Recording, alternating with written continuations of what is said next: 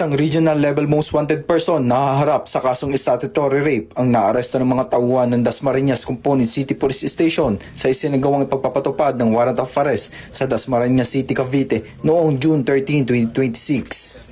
Kinilala ni Police Lieutenant Colonel MacArthur S. Mercader, hepe ng Dasmariñas CCPS, ang suspect na si alias Arnel, 61 taong gulang at kasalukuyang residente ng nasabing lungsod. Ayon sa ulat, inaresto ang akusado sa bisa ng warrant of arrest para sa kasong statutory rape na inisyu ng Regional Trial Court Branch 128 ng Dasmariñas City noong July 12, 2024. Nakasaad din sa utusan ng hukuman na walang inirekomendang piyansa para sa pansamantalang kalayaan ng akusado. Matapos ang operasyon, dinala ang suspect sa custodial facility ng Dasmariñas CCPS para sa kaukulang disposisyon, habang isasauli naman sa korte ang naisilbing warrant of arrest para sa tamang dokumentasyon.